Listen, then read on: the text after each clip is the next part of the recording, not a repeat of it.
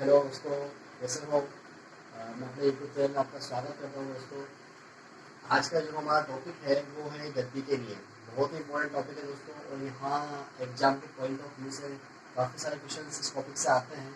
तो previous exam में आए हुए भी क्वेश्चन है दोस्तों। जैसे इसमें क्वेश्चन आया हुआ है लास्ट टाइम पर कि जो आपका किस गति के किस नियम से गति के किस नियम से बल की परिभाषा परिभाषा प्राप्त होती है। ठीक है, एक क्वेश्चन आपका यह दूसरा क्वेश्चन है, गति के किस नियम से गति के किस नियम से बल का व्यंजक प्राप्त होता है। बल का व्यंजक प्राप्त होता है। दोस्तों, ये दो क्वेश्चन है जो आपके पिछले काफी कंपटीशन एग्जाम्स में आ चुके हैं। पहला है गति के किस नियम से बल की परिभाषा प्राप्त होती है। दूसरा क्वेश्चन में गति के किस नियम से बल का व्यंजक प्राप्त होता है। ठीक है, ये हमारे सिर्फ गति के नियम पर आधारित क्वेश्चन है। इसके अलावा और भी क्वेश्चन जो आए हुए हैं। तो आज के टॉपिक में हम पढ़ेंगे दोस्तों गति का नियम या लॉज ऑफ मोशंस। सो इस आपको जब ये टॉपिक कंप्लीट हो जाएगा उसके बाद आप इजीली इन क्वेश्चन का आंसर दे सकते हो। तो आज हम स्टार्ट करते हैं ये टॉपिक गति का नियम। ठीक है,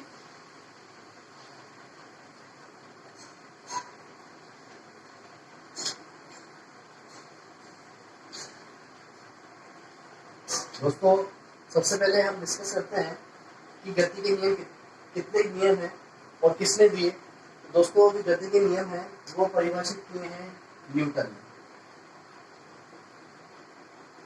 सर आइजैक न्यूटन साहब ने इन गति के नियमों को दिया है। तो दोस्तों, इनकी पुस्तक थी प्रिंसिपिया, और इसी पुस्तक में इन्होंने इन नियमों को 16 इसी पुस्तक में इन गति के नियमों के बारे में बताया हुआ है। तो सबसे पहले हम बात करते हैं गति के कितने नियम है दोस्तों। गति के 3 नियम है। फर्स्ट नियम है गति का प्रथम नियम। गति का प्रथम नियम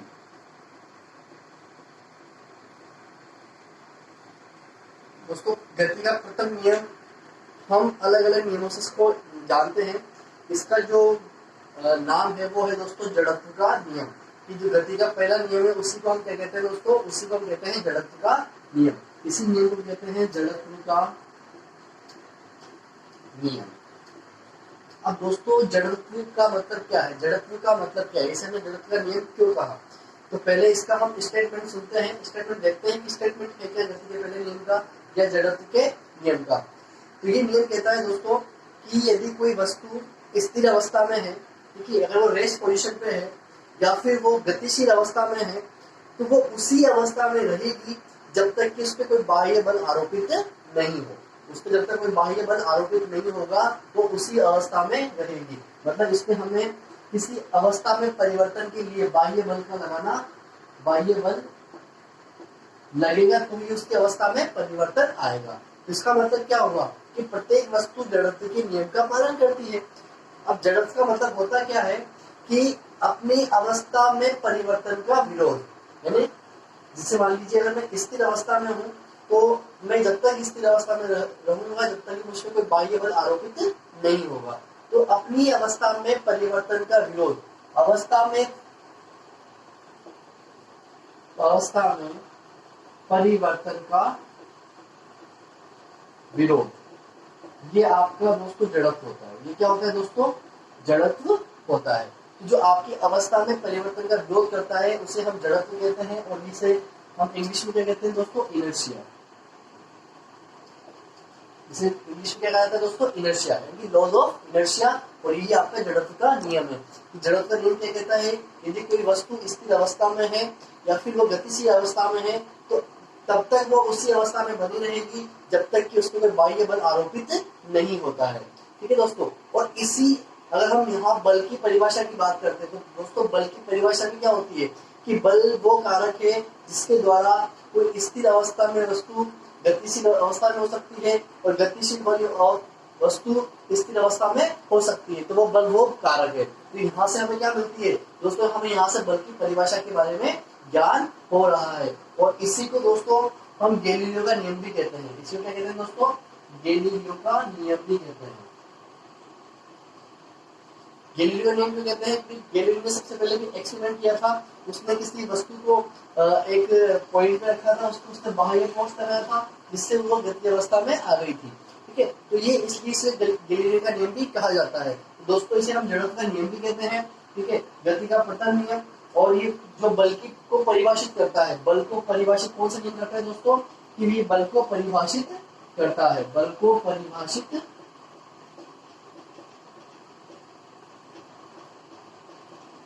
करता है। तो ये दोस्तों कुछ गति के पहले नियम के बारे में कुछ पॉइंट्स और भी इसके उदाहरण है। गति की जो प्रथम नियम के उदाहरण है, हम बात करते हैं इसके दो प्रकार से हम उदाहरण की बात कर सकते हैं कि एक आपका विराम अवस्था में जड़त्व और एक गतिशील अवस्था में जड़त्व। उसे हम देखेंगे, आप इसका स्क्रीनशॉट ले सकते हो।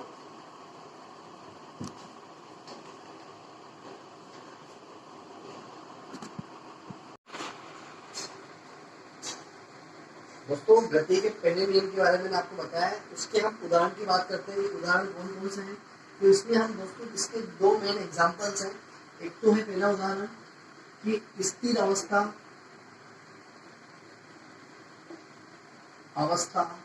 में जड़त्व का नियम, स्थिर अवस्था में जड़त्व। ठीक है, अब स्थिर अवस्था में जड़त्व की बात करते हैं तो दोस्तों आपने देखा होगा, बहुत सी बार आपने खुद ने ये फील किया होगा कि जब कोई गाड़ी स्थिर अवस्था में होती है तो जैसे ही वो स्टार्ट होती है, जैसे वो चलती है, तो आपको हमेशा पीछे की ओर धक्का लगता है।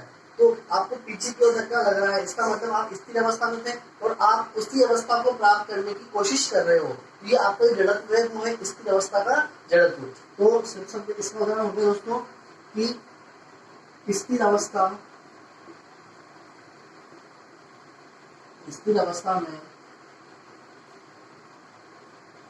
अवस्था से गतिशील अवस्था में आने वाले वाहन में बैठे हुए व्यक्ति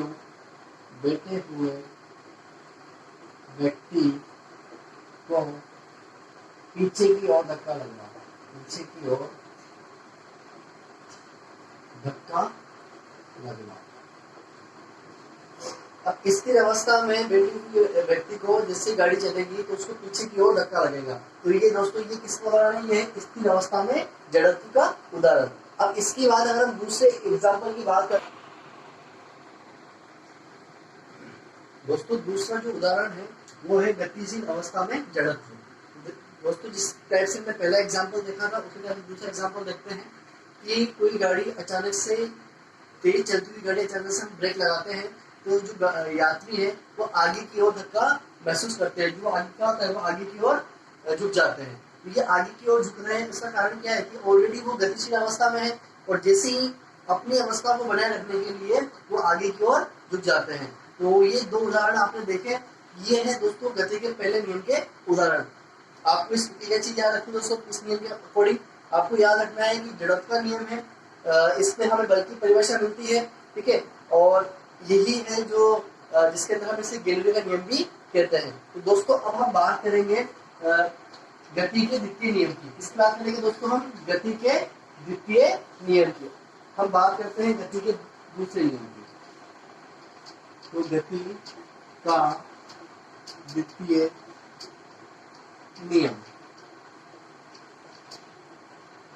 दोस्तों, गति के द्वितीय नियम की हम बात करते हैं। गति जो सेकंड लॉ है वो क्या है कि ये नियम कहता है दोस्तों कि संवेग में परिवर्तन की दर बाह्य बल के समानुपाती होती है। कि इसमें दो वर्ड ध्यान, तो पहला जो पॉइंट है इसमें संवेग में परिवर्तन की दर, ठीक है, परिवर्तन की दर, और क्या कहता है ये बाह्य बल के समानुपाती होगी। ये जो समानुपाती किसके दोस्तों, बाह्य बल के। तो सिंपली हमें इस नियम से पता चल रहा है कि ये दोस्तों ये संवेग आवेग का नियम, जैसे हम किस नाम से जानते हैं, संवेग और आवेग के नियम से, आवेग के नियम से। अब दोस्तों संवेग क्या है, तो सबसे पहले हम बात करते हैं संवेग की। तो संवेग क्या होता है दोस्तों, कि आपके द्रव्यमान और वेग का गुणनफल। संवेग क्या होता है दोस्तों, द्रव्यमान और वेग का गुणनफल जो कहलाता है संवेग, यानी कि सिंपली m इंटू वी बराबर p, ये आपका है संवेग। ठीक है, अब इस नियम के अकॉर्डिंग हमें बल का व्यंजक किस प्रकार प्राप्त होता है वो हम देखते हैं। आप बस इतना ध्यान रखिए कि जो गति का द्वितीय नियम है वो क्या कहता है कि संवेग में परिवर्तन की दर उसमें बाह्य आरोपित बल के समानुपाती होती है। और दोस्तों जो संवेग की दिशा होती है वो बाह्य बल के अनुदिश होती है, जो बल लगता है उसी के अनुदिश उसकी दिशा होती है। इसके उदाहरण जब हम देखेंगे तो आपको ये चीज समझ में आ जाएगी। अब दोस्तों हम बात करते हैं, ये आपको समझ में आ गया होगा, इसे आप नोट डाउन कर सकते हैं कि संवेग क्या होता है, द्रव्यमान इंटू वी, द्रव्यमान इंटू वेग संवेग कहलाता है, और यही आपका संवेग आवेग का नियम भी कहलाता है। अब हम इसका बल का व्यंजक किस प्रकार प्राप्त होता है वो हम इसमें देखते हैं। देखो हमारा नियम क्या कहता है दोस्तों, कि संवेग में परिवर्तन की दर। तो संवेग क्या होता है दोस्तों, संवेग होता है del P upon del T. ये संवेग होता है दोस्तों कि संवेग में परिवर्तन, ये डेल क्या है, डेल है परिवर्तन को दिखाता है, और दर क्या है दोस्तों, दर है टी। ठीक है, किसके समानुपाती दोस्तों, ये बाह्य बल के समानुपाती है। अब इसको हम इस टाइप से लिख सकते हैं दोस्तों कि डी, और यहाँ पे मैं पी की जगह क्या लिख रहा हूँ दोस्तों, पी बराबर एम पी, मैं पी की जगह लिख रहा हूँ एम पी।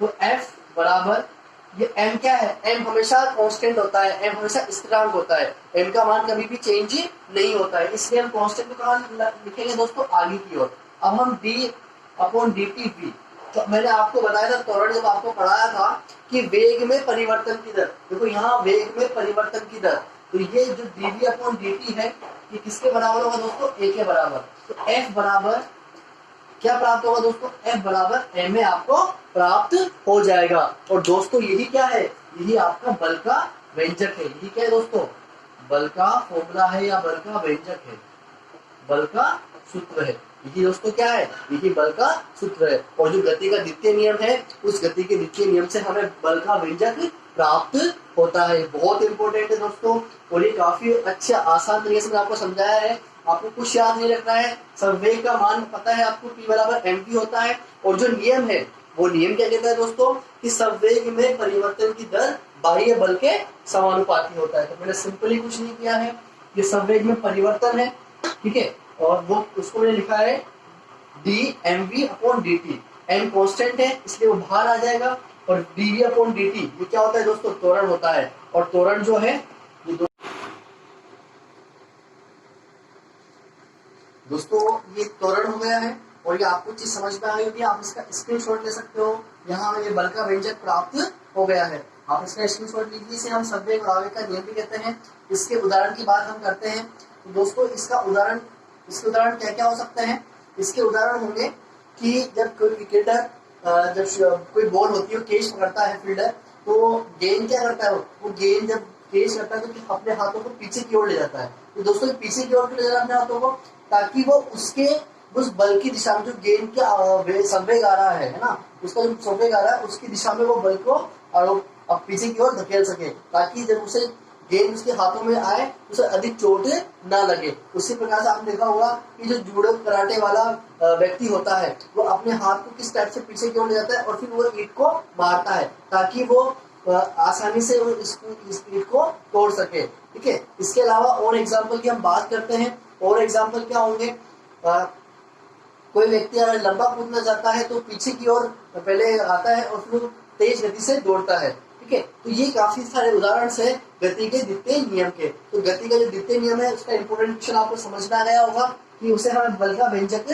प्राप्त होता है, और इसे हम क्या कहते हैं, संवेग और आवेग के नियम के बारे में पता लगता है। अभी दोस्तों आपको आवेग क्या होता है ये मैं आपको बताऊंगा, आप इसका स्क्रीनशॉट ले लीजिए।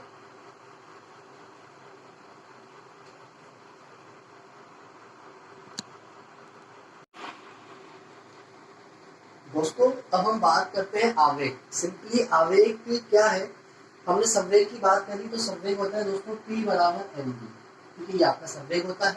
और संवेग जो है वो एक सदिश राशि है दोस्तों, वो क्या है, सदिश राशि है, ठीक है। अब हम बात करते हैं आवेग की। तो आवेग क्या है कि जब आपका जो समय अंतराल होता है, बाह्य जो आरोपित बल होता है, उस पर अगर समय अंतराल का बहुत कम हो, कम समय अंतराल में लगाया गया बल, वो क्या कहलाता है दोस्तों, आवेग कहलाता है। तो सिंपली जे, अगर हम बात करते हैं जे की, तो आपका जे होगा एफ और ये आपका टी, ये होता है दोस्तों आवेग। कि जब आपका जो समय अंतराल है किसी वस्तु पे लगाया गया बल का जो समय अंतराल है बहुत कम है, वो कहलाता है दोस्तों आवेग। और इसकी जो ये भी क्या है दोस्तों, ये भी एक सदिश राशि है, ये भी क्या है दोस्तों, एक सदिश राशि है। और इन दोनों का, आवेग का और संवेग का, दोनों का मात्रक क्या है दोस्तों, दोनों का मात्रक समान है। संवेग का मात्रक क्या होता है दोस्तों, संवेग का मात्रक होता है किलोग्राम मीटर पर सेकेंड, और यही आपके आवेग का मात्रक होता है। क्यों, क्योंकि F बराबर m है। अगर हम F की बात करते हैं तो इसका मीटर पर सेकंड स्क्वायर, और इस सेकंड से सेकंड कैंसिल आउट हो जाएगा, तो ये किलोग्राम मीटर पर सेकंड ही बचेगा। तो आवेग और संवेग दोनों का मात्रक क्या होता है दोस्तों, दोनों का मात्रक एक समान होता है। ये मात्रक आप नोट कर सकते हो, काफी इंपॉर्टेंट है। दोनों सदिश राशि है, संवेग भी सदिश राशि है और आवेग भी आपकी सदिश राशि है।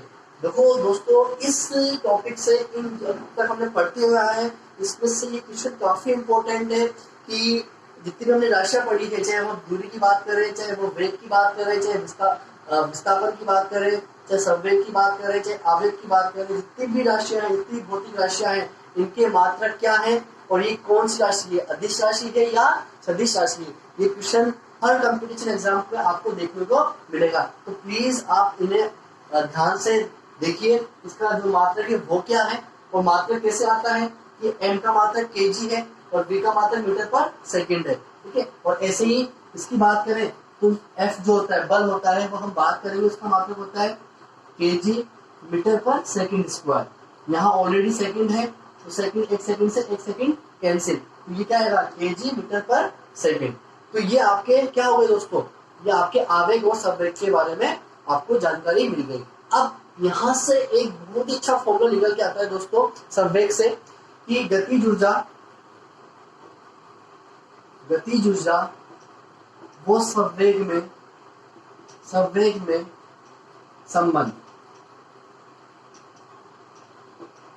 दोस्तों यहाँ से जो रिलेशन निकल के आता है वो क्या है दोस्तों, कि गतिज ऊर्जा के क्या होता है, के क्या होती है, काइनेटिक एनर्जी क्या होती है दोस्तों, 1/2 mv स्क्वायर। ये आपको पता है दोस्तों कि जो हमारी गतिज ऊर्जा है, काइनेटिक एनर्जी है, वो 1/2 mv स्क्वायर होती है, ठीक है। अब मैं क्या करता हूँ दोस्तों, मैं ऊपर नीचे दोनों ओर m से इसे मल्टीप्लाई कर देता हूँ, ऊपर भी m से मल्टीप्लाई कर दिया और नीचे भी m से मल्टीप्लाई कर दिया।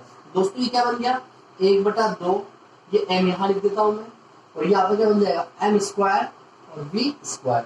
होगा या नहीं होगा दोस्तों, m से ऊपर नीचे मल्टीप्लाई करने पे कोई परिवर्तन नहीं आएगा, लेकिन ये क्या बन गया 1/2m m square v square. और हमें दोस्तों में पता है कि p बराबर mv होता है, अगर हम इसका स्क्वायर करते तो p स्क्वायर बराबर m स्क्वायर v स्क्वायर। ये मान और ये मान बराबर है या नहीं दोस्तों, तो मैं यहाँ डायरेक्ट क्या लिख सकता हूँ कि आपका ये हो जाएगा ke बराबर p स्क्वायर अपॉन 2m। और यही आपका क्या है, बहुत अच्छा रिलेशन है दोस्तों। आपको कहीं काइनेटिक एनर्जी दी हुई है, आपको संवेग दिया हुआ है, ठीक है, तो आप आसानी से उसका मास निकाल सकते हो, कोई भी एक वैल्यू आप फाइंड आउट कर सकते हो। तो सिंपली आप इसे याद रखिए, इसको हम ऐसे लिख सकते हैं कि जो आपका पी स्क्वायर है वो क्या हो जाएगा दोस्तों, के ई इंटू 2m, ठीक है। आप इसका ये रिलेशन याद रख सकते हो और ये काफी आपके लिए इंपॉर्टेंट रहेगा। आप चाहो इसका स्क्रीनशॉट ले सकते हो दोस्तों।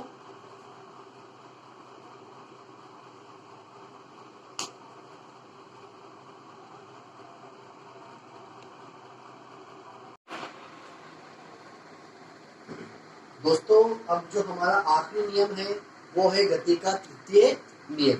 गति का तृतीय नियम जो है दोस्तों, वो दो वस्तुओं पर, कोई दो वस्तु है ठीक है, उन पर पारस्परिक लगने वाला बल, उन पर पारस्परिक लगने वाले बल के बारे में बताता है, लगने वाले बल के बारे में बताता है। कोई दो वस्तुएं हैं, उन पे आपस में जो बल लगता है, ठीक है, उसमें दो बल कार्य करते हैं, उन्हीं बल के बारे में आपका जो गति का तृतीय नियम है वो बताता है। इसके लिए हम एक उदाहरण लेंगे, इस उदाहरण से मैं आपको अच्छे से समझा पाऊंगा, ठीक है।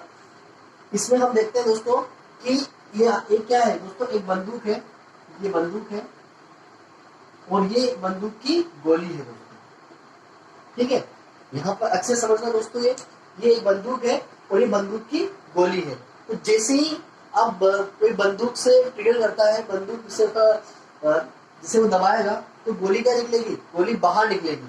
तो दोस्तों जो बंदूक है इसमें इस गोली पर, ये बंदूक इस गोली पर एक बल लगाएगी, इसे बोलते हैं क्रिया बल।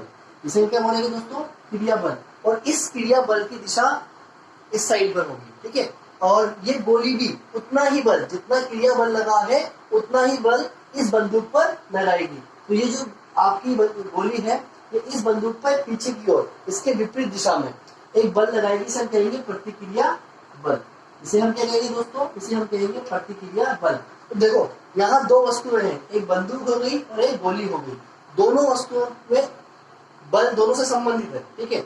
ये बंदूक इस गोली पे बल लगा रही है और ये गोली इस बंदूक पर बल लगा रही है, लेकिन दोनों के बल समान है, समान। तो बल कैसे होंगे दोस्तों, बल समान होंगे लेकिन विपरीत दिशा में होंगे, लेकिन विपरीत दिशा में होंगे। बल तो समान है लेकिन विपरीत दिशा में होंगे। और इसके साथ साथ दोनों वस्तुओं पर हमेशा क्रिया और प्रतिक्रिया बल, ये इंपॉर्टेंट है दोस्तों, क्रिया एवं प्रतिक्रिया बल अलग अलग वस्तुओं पर लगता है, अलग अलग वस्तुओं पर लगता है। देखो आपने दोस्तों देखा होगा कि जो क्रिया बल है वो गोली पर लग रहा है और जो प्रतिक्रिया बल है वो बंदूक पर लग रहा है, और यही क्रिया प्रतिक्रिया का नियम है और यही गति का तृतीय नियम है। इसके साथ इसका दूसरा उदाहरण आप देख सकते हो, बंदूक गोली के अलावा जब आप किसी स्विमिंग करते हो, आप तैरते हो, तो अपने हाथों से उस पानी की ओर, पानी पे क्या लगाते हो, बल लगाते हो, ठीक है। वो आपका क्रिया बल हो गया और पानी ही उतना ही बल आप पर लगाता है ताकि आप आगे की ओर मूव करते हो। तो वो जो पानी द्वारा बल लगाया गया वो क्या है, वो एक प्रतिक्रिया बल है और दोनों ही अलग अलग वस्तुओं पर लगता है। ये आपकी गति का तृतीय नियम है दोस्तों। गति के द्वितीय नियम प्लस गति के तृतीय नियम से एक नया नियम निकल के आता है जिसे हम कहते हैं दोस्तों संवेग संरक्षण का नियम। उसे क्या कहते हैं दोस्तों, संवेग संरक्षण का नियम। और जो आपका पर्नोदल प्रिंसिपल है, रॉकेट का जो सिद्धांत है, जो रॉकेट उड़ता है तो वो रॉकेट का सिद्धांत भी आपके इन दोनों नियमों से ही बनता है, संवेग संरक्षण के नियम से, ठीक है। तो ये गति का तृतीय नियम हो गया। और हमने गति के प्रथम नियम में, गति के द्वितीय नियम में और गति के तृतीय नियम में, तीनों में अलग अलग चीज हमें देखी है। क्या क्या देखी दोस्तों, जो आपका गति का फर्स्ट नियम है, गति का जो पहला नियम है, उस गति के पहले नियम में हमें उसके गुण के बारे में पता चलता है, गुणात्मक, ठीक है, कि बल के बारे में परिभाषा मिलती है, वो पहले नियम में मिली। दूसरी बात करते हैं हम मात्रात्मक, जो गति का द्वितीय नियम है जिसमें हमें बल का फॉर्मूला मिला है, वो आपका मात्रात्मक, उसमें मात्रात्मक गुण का भाव मिला है। और थर्ड है दोस्तों जिसमें हमें बल के बारे में जानकारी मिली है, बलों के बारे में जानकारी, वो गति के थर्ड नियम से मिली है। तो ये काफी इंपॉर्टेंट है दोस्तों, और ये आपको याद रखने हैं दोस्तों कि बल का की परिभाषा हमें कौन से नियम से मिलती है, बल का जो व्यंजक है वो हमें किस नियम से प्राप्त होता है, और बल के बारे में जानकारी हमें किस नियम से मिलती है। और ये आज का जो हमारा टॉपिक, आज जो हमारा वीडियो है काफी इंपॉर्टेंट है, और यहाँ से काफी कंपटीशन एग्जाम में क्वेश्चन आने वाले हैं। तो आपको ये अगर मेरा वीडियो पसंद आया है दोस्तों, इसे लाइक कीजिए, अधिक से अधिक शेयर कीजिए,